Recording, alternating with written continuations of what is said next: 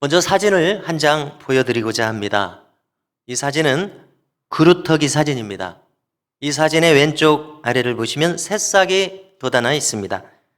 거대한 나무가 잘려나갔어도 저 새싹을 통해서 언젠가 다시 아름드리 나무로 자라날 것입니다. 자, 이제 이 그림과 함께 시를 하나 읽어드리고자 합니다. 윌리엄 워드워즈라고 하는 시인은 1840년대에 영국 왕실에서 공식 시인으로 임명한 개관 시인에 오른 인물입니다. 그가 3월에 쓴 시라는 시를 남겼는데요. 그 시의 마지막 부분입니다. 패배한 군대처럼 눈은 이미 물러갔다. 헐벗은 산 꼭대기에 겨우 남아있다. 이랴 이랴 소모는 아이가 외치는 소리. 저 산은 기쁨으로 약동하고 샘물 속엔 생명이 들어있다.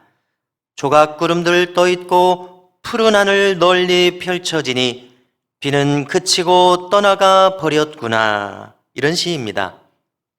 차가운 겨울이 지나고 이제 봄이 와서 만물의 생명이 충만해진 봄을 묘사한 시입니다. 우리가 조금 전에 사진에서 그루터기의 새싹을 보았는데요.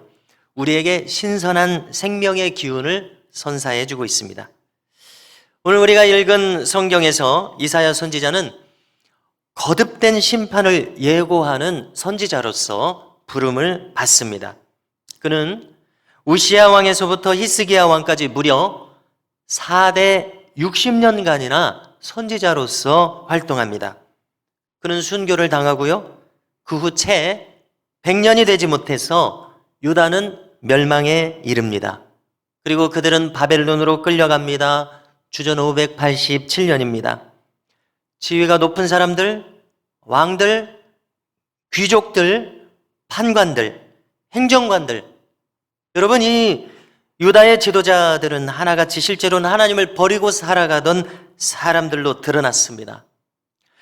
백성들도 마찬가지였습니다. 진실되게 하나님을 찾는 사람들은 두 눈을 씻고 봐도 보이지 않았을 때였습니다.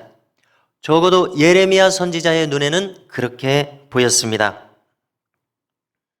예레미야 예가 1장 9절을 보니까 그는 이제 펼쳐진 예루살렘의 참화를 보면서 이렇게 말합니다. 그의 더러운 것이 그의 옷깃에 묻어 있으나 그의 나중을 생각하지 아니함이요 그러므로 놀랍도록 낮아져도 그를 위로할 자가 없도다. 이렇게 말하고요. 이어지는 16절에서 이로 말미암아 내가 우니 내 눈에 눈물이 물같이 흘러내리며 이렇게 예루살렘의 참화를 보며 안타까워합니다. 자, 그런데 오늘 우리가 읽은 이 성경 마지막 절에서 하나님께서는 어느 때까지니까 이렇게 묻고 있는 이사야 선지자에게 한 줄기 소망의 빛을 비춰주십니다. 그것은 13절 하반절에 나와 있습니다. 다시 읽어드리면 밤나무와 상수리나무가 배임을 당하여도 그 그루터기는 남아있는 것 같이 거룩한 씨가 이 땅에 그루터기니라 하시더라. 아멘. 여러분, 아무리 악이 준동하고 또 어둠이 기승을 부려도 하나님께서는 이 땅에 진리의 씨앗을 남겨두시겠다는 의지를 보이시는 말씀입니다. 진리의 사랑을 받는 자들, 아무리 자신이 소수라도 결코 위축되지 않는 사람들, 오직 하나님께 그 뿌리를 받고 흔들리지 않는 사람들, 아무리 주변 사람들이 변절해버려도 세속과 타협을 해도 그 안에 있는 진리 때문에 자생력을 갖는 사람들이 있습니다. 바로 하나님께서 그루터기로 남겨두는 사람들의 특징들입니다. 앞으로 펼쳐질 시간들은 반드시 이 그루터기에서 나온 새싹이 무성해지는 시간들로 채워질 것이라고 오늘 주님은 말씀하고 계십니다. 저는 오늘 하나님께서 이 그루터기와 같은 사람들을 찾고 계신다는 사실, 우리 미담교회에 이 그루터기와 같은 사람들을 세우시고자 한다는 사실, 그리고 실상 지나간 가까운 시간 동안 이 자리에 있는 저희 모두를 하나님께서는 그루터기로 이미 삼으셨다는 사실을 함께 살펴보려고 합니다. 먼저 첫째로 함께 따라서 해주시기 바랍니다. 저를 그루터기로 삼으셨습니다. 한 번 더 하겠습니다. 저를 그루터기로 삼으셨습니다. 저와 여러분들을 그루터기로 삼으신 것을 믿으시기 바랍니다. 여러분, 이것은 자격이 있어서 되는 것이 아닙니다. 언제나 하나님께서는 그렇게 하셨습니다. 모든 것은 하나님께서 그 자리에 있게 하심으로써 이루어졌습니다. 여러분, 우리 모두가 이 미담교회의 그루터기들입니다. 하나님께서는 모세를 택하셨습니다. 그는 계속해서 벗어나고자 했지만 하나님은 그를 계속 붙잡으셔서 사용하신 것을 우리는 읽습니다. 자, 하나님께서는 간교한 인물 야곱을 택하셨습니다. 그가 자격이 있어서가 아닙니다. 다만 우리가 야곱에게서 발견할 수 있는 것이 있는데요, 그것은 언제나 하나님 편에 그가 머무르고 싶어 했다는 것입니다. 그는 하나님의 축복을 받고 싶었습니다. 아마 야곱에게 자격이 있었다면 그것이 자격이었을 것입니다. 그는 언제나 하나님 편에 서고 싶었다는 사실, 그건 말입니다. 저는 가끔씩 저 자신에 대해서 생각을 해봅니다. 왜 나를 목회자가 되게 하셨지? 제가 고등학교 3학년 때까지는 이 목회자는 결코 제가 꿈도 꿔보지 않았었는데요, 제가 시골에서 우리 목사님을 보면은 뭔가 고즈넉하게 우리가 살아가고 있는 세상과는 다른 딴 세상에서 저 따스한 햇볕이 내려쬐는 교회 마당 한쪽에 있는 채송화를 이렇게 지그시 바라보시는 우리 교회 목사님, 딴 세상에 있는 분인 것 같았습니다. 자, 이런 것을 생각하다가 저에게 떠오르는 한 가지 생각은 이것입니다. 중학교 3학년 때에 있었던 일입니다. 자, 부안에서 이제 많은 친구들이 전주로 진학을 했습니다. 자, 그런데 친구들과 함께 저는 전주로 진학을 하지 않고 부안을 택했습니다. 자, 그런데 저에게 간간히 떠오르는 생각은 교회 때문에 제가 부안을 택하게 되었습니다. 제가 중학교 3학년을 지내는 중에 교회가 좋아진 겁니다. 그래서 교회를 떠나지 않기 위해서 전주를 택하지 않은 것이 그 이유 중에 하나가 교회를 떠나지 않기 위한 것이었습니다. 제가 이제 고등학교 1학년 때 전주로 진학한 친구 하나가 저에게 엽서를 썼습니다. 그 엽서가 아마 저희 집 주소를 몰랐었겠죠. 학교로 왔습니다. 저희 반으로 엽서가 왔습니다. 그 엽서 뭐라고 많이 기록이 되어 있는데 무슨 말이 거기에 써 있냐면, 종식아, 너는 후회할 것이다. 이런 말을, 저주는 아니었습니다만은 이런 말이 쓰여 있었습니다.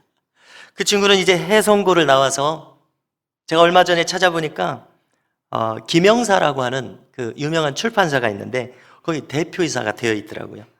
자, 그 친구 눈에는 제가 이상하게 보였을 것입니다. 그 친구는 교회를 떠나고 싶지 않았던 저의 마음을 알 리가 없으니까요. 여러분, 제가 돌이켜보니까 그것은 하나님께서 주신 마음이었다는 생각을 하게 됩니다. 자, 옳은 것을 택했을 때에 우리는 무한한 힘을 얻게 됩니다. 그것은 우리에게 다가오는 어두움을 물리칠 수 있는 원동력이 됩니다. 여러분, 모든 좋은 것들은 하나님께서 오는 것을 믿으십니까? 자, 우리가 오늘 말씀에서 거룩한 씨가 이 땅에 그루터기니라고 이렇게 말씀하셨는데요, 거룩한 씨앗이 되는 것은 오직 하나님께로부터 온다고 생각합니다. 그리고 그 거룩한 씨앗으로부터 시작해서 하나님께서는 새로운 역사를 펼쳐가십니다. 여러분, 제가 고향 교회에 있겠다고 생각한 것은 목사님이 전국적으로 유명하고 훌륭한 목사님이어서가 아닙니다. 우리 교회가 엄청나게 큰 대형 교회라서가 아닙니다. 100명 남짓의 시골 농촌교회입니다. 자, 그런데 이 교회를 좋아하고 사랑하는 마음 어디서부터 왔습니까? 하나님께서 주신 마음이라는 생각을 하게 되는데요, 바로 그것이 오늘 말씀해 주시는 거룩한 씨앗이라면 그 거룩한 씨앗으로부터 하나님께서는 하나님의 역사를 펼쳐가신다는 사실입니다. 성도 여러분, 우리는 이 자리에 계신 성도 여러분들께서는 많은 과정을 통과하셨습니다. 그런데 그 과정 끝에 지금 이 자리에 있는 것은 하나님의 인도하심임을 믿으십시오. 모든 것은 하나님께서 하시는 겁니다. 자격이 있어서가 아닙니다. 우리가 출애굽기 33장 19절을 보니까 하나님께서는 모세와 대하시면서 은혜 줄 자에게 은혜를 주고 긍휼히 여길 자에게 긍휼을 베푸시느니라 이렇게 말씀하시는데요. 이것은 하나님의 주권을 일컫습니다. 내가 너를 그루터기로 삼았노라. 너로부터 내가 너를 거룩한 씨앗으로 삼노라. 하나님께서 하시고자 하면 그것이 이루어진다는 겁니다. 여러분, 그 이집트의 피라미드에 미이라가 놓여져 있지 않습니까? 학자들이 그 미이라가 놓여져 있는 관 한켠에서 한 줌의 완두콩 씨앗들을 발견했다고 합니다. 자, 그런데 옥스퍼드 대학의 고고학자인 윌리엄 제이 브라이언 박사가 그 완두콩을 가져다가 자기 실험실에서 심은 겁니다. 자, 여러분, 한 달이 지났습니다. 놀랍게도 이 완두콩에 싹이 났습니다. 그리고 자라서 이 완두콩을 나중에 수확할 만큼 생육하는 것을 보고합니다. 여러분, 무려 3,000년이나 된 씨앗이 살아나는 놀라운 기적의 현장이었습니다. 여러분, 하나님께서는 우리를 하나님께서 사용하실 씨앗으로 삼겠다고 오늘 말씀을 통해서 우리에게 알려주고 계십니다. 우리가 다니엘서 4장을 보시게 되면 거기에는 이제 느부갓네살 왕이 나옵니다. 바벨론 왕 느부갓네살. 자, 그는 한 가지 꿈속에서 환상을 봅니다. 그가 본 환상은 큰 나무가 어느 곳 중앙에서 자라나는 겁니다. 그래서 그 나무가 하늘에 닿습니다. 그리고 새들이 와서 그 나무에 깃들입니다. 들짐승들이 와서 그 나무의 그늘에서 쉽니다. 많은 동물들이 그 나무에 와서 먹을 것을 얻습니다. 여러분, 하나님의 계획은 무엇입니까? 거룩한 씨앗이 자라게 하시는 것이고 그 자란 씨앗이 나무가 되어서 수많은 이들이 와서 깃들이고 쉼을 얻고 먹을 것을 얻게 하시는 것이 하나님의 계획인 것을 보게 됩니다. 우리도 이 하나님의 계획 안에 있음을 믿으시기 바랍니다. 자, 두 번째로 다시 한번 따라서 해주시기 바랍니다. 불순물을 걸러내셨습니다. 불순물을 걸러내셨습니다. 지금 하나님의 계획이 오늘 말씀을 통해서 선포되었습니다. 그루터기를 남기시려는 계획이 선포되었습니다. 자, 그런데 그것이 성취되는데 우리가 이제 이사야를 통해서 이제 흘러가는 역사를 확인해 보면 100년이 걸립니다. 이 많은 시간 동안에 유다와 이스라엘에는 어떤 일이 일어납니까? 불순물이 제거되는 일이 일어납니다. 여러분, 아직 그가 악을 품고 있는 동안에는 하나님께서 그를 사용하실 수 없습니다. 불순한 의도가 혼합되어 있는 동안에는 하나님께서 그를 장중에 붙으실 수가 없습니다. 그래서 하나님께서는 자신이 사용하시려는 종들을 연단하십니다. 왜냐하면 그들 안에서 불순물을 빼어내야 하기 때문에 그렇습니다. 그의 생각이 아직 세속적인 동안에는 하나님께서는 그를 쓰실 수가 없습니다. 그래서 그를 연단의 풀무불 속에 집어넣으십니다. 고난의 터널을 통과하게 하십니다. 평안하고 승승장구에서는 도무지 그가 깨달을 수 없기 때문에 그렇습니다. 그렇기 때문에 성도 여러분, 우리에게 다가오는 고난이나 환난을 우리는 제대로 해석할 줄 알아야 합니다. 만약에 우리가 살아가는 길에 브레이크가 걸리지 않으면 사람들은 어떻게 합니까? 하나님 없이도 잘 살아가기 마련입니다. 레이먼드 에드만이라고 하는 사람이 삶의 연단이라고 하는 소책자를 썼는데요. 여기에 제목과 작자가 알려져 있지 않은 시가 한 편이 있습니다. 그것을 읽어드리겠습니다. 하나님께서 그 놀라운 뜻을 이루기 위해 사람을 훈련시키실 때, 사람을 이해시키고 감동시키실 때 하나님께서 온 세상이 놀랄 만한 위대하고 대범한 사람을 만드시고자 마음을 다하여 애쓰실 때 하나님의 방식에 주목하라. 하나님의 방법을 주시하라. 하나님은 존귀하게 선택하신 자를 가혹하게 연단하신다. 그를 맹렬히 치시며 아프게 하신다. 연단받는 자가 괴로움에 울부짖고 두 손 쳐들어 간청하는 동안 하나님은 그를 더욱더 세게 두드려 오직 하나님만이 아시는 모습으로 만들어 가신다. 하나님은 그를 구부러뜨리지만 결코 꺾는 법이 없으시다. 이것이 바로 하나님이 선택한 자들을 사용하시는 방법이니 하나님은 그에게 많은 뜻을 품게 하시고 모든 행동을 통해 하나님의 광채를 나타내게 하신다. 하나님은 자신이 하고 있는 일을 분명히 알고 계신다. 이런 시입니다. 성도 여러분, 어찌 한 개인뿐이겠습니까? 한 가정도 마찬가지입니다. 한 교회도 마찬가지입니다. 그야말로 하나님께서는 가혹하리만치 우리를 연단하십니다. 여러분, 마치 라디오 주파수를 우리가 정확하게 맞춰야 잡음이 사라지고 뚜렷한 소리를 들을 수 있지 않습니까? 그런 것처럼 하나님께서는 그분의 종들과 또렷한 소리로 교제하시기 위해서 그에게서 잡음이 사라질 때까지 당신의 종들을 교정하심을 믿으시기 바랍니다. 셋째로 다시 한번 따라서 해주시기 바랍니다. 큰 나무로 사용하십니다. 큰 나무로 사용하십니다. 다니엘서 4장에는 느부갓네살이 환상 중에 본 큰 나무가 나온다고 말씀드렸는데요. 다니엘이 이 느부갓네살 왕이 꾼 꿈을 해석해 줍니다. 자, 그런데 우리는 과연 이 느부갓네살 왕이 예루살렘을 파괴했던 그 느부갓네살 왕인가 하는 의구심이 들 정도의 말을 느부갓네살의 입술을 통해서 듣게 됩니다. 다니엘서 4장 34절을 보니까 그가 이렇게 말하는데요. 내 총명이 다시 내게로 돌아온지라.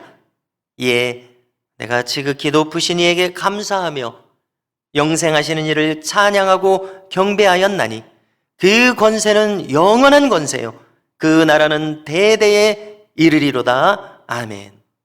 자, 우리가 이것이 다윗의 찬송이라고 해도 손색이 없을 정도입니다. 이미 앞에 나왔던 절들에서 거대한 나무로 묘사되었던 느부갓네살 왕, 그를 하나님께서 낮추셨기 때문에 그가 이렇게 고백하고 있습니다.